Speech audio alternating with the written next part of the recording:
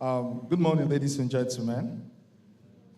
I want to start by thanking the organizers of this wonderful event. Yesterday, I was here a couple of minutes and I saw how young men and women could articulate their vision, the kind of things that they want to do. And this is something that personally, as a parent, I truly appreciate. So keep on doing the wonderful job you're doing. Mentor, encourage, push, support, and create an enabling environment for these young men and women.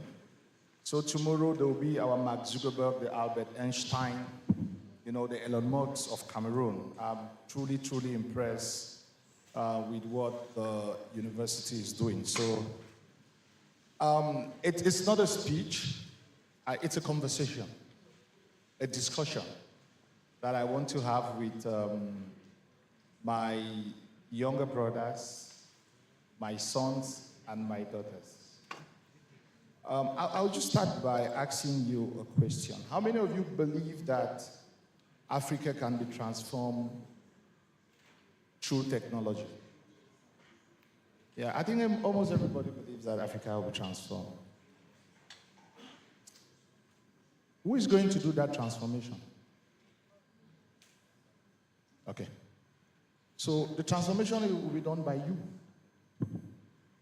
you young men. And over the years, in my more than 30 years, working between studying abroad and working in the UN and all over the world, I've noticed one thing. The world will be changed by people and not by technology. The world will be changed by people and not by technology. It was humans that created AI, not so? The blockchains, whatever technology you're talking about, it means it needs you as a human being to make sure that whatever technology has works. It means you have to walk the talk. Wonderful presentation, waste management. We look at what is happening in this country. It's like a garbage, not so? It's young people that will have to make it work. Oftentimes, you are told that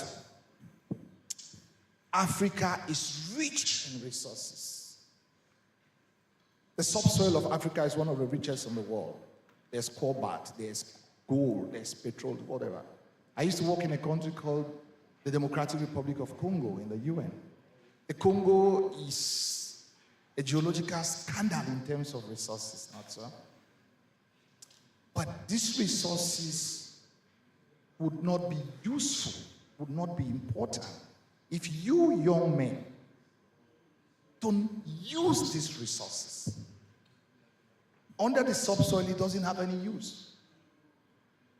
It would be changed, it would be transformed by young people. And it's very important that as Africans, as Cameroonians, everybody is from Cameroon, not so? Everybody is from Cameroon? Are they people? So, because I want to know if I'm talking about Cameroon or Africa. Okay, so like Africans, okay, we need to start transforming. We need to be, we use, everybody here has a mobile phone. I saw when they were talking about the phones, everybody. Android phones. I'm sure some people have iPhone 17 if it's here. But we cannot only be consumers. We also need to export this technology. And for us to export it, we need our young men and women like you, like what some of you were saying yesterday and what you'll be saying today also, to be able to be at the stage where you transform. We cannot only copy and paste because one size doesn't fit all.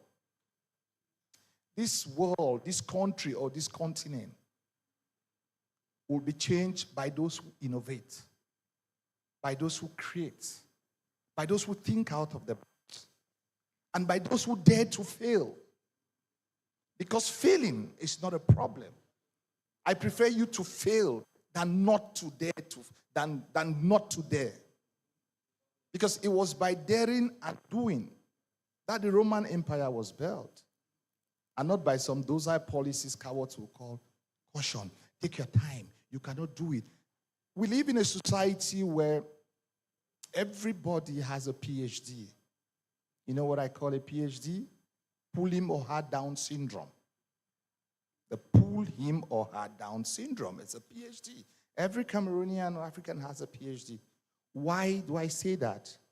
We always see the things that would not work. If you tell them that you want to build a robot, something, they will remind you about 10 other people who attempted to build it and they failed. Nobody is going to remind you of the person who succeeded. Because if I cannot do it, nobody should do it.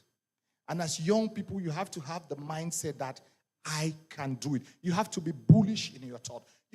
It should be a borderline, a bit arrogant.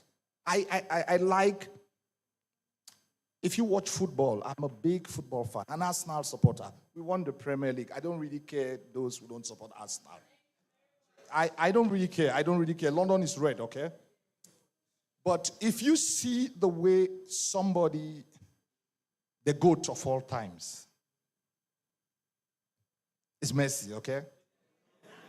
Now, wait, let me land. I'm coming. If you see how the GOAT of all times plays football, but you also see how next to the GOAT,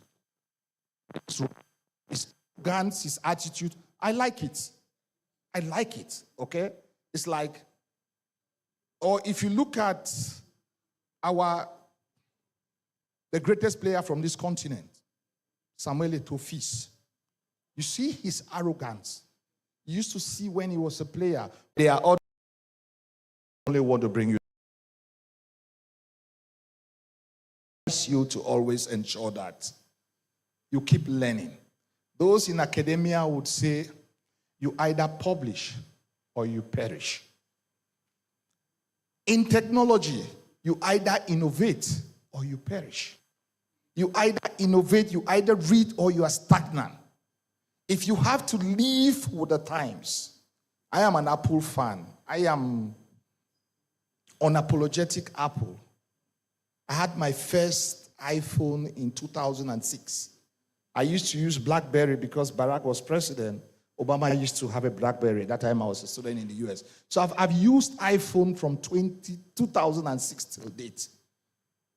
What clearly Apple does, Apple innovates. That's all. Every time Apple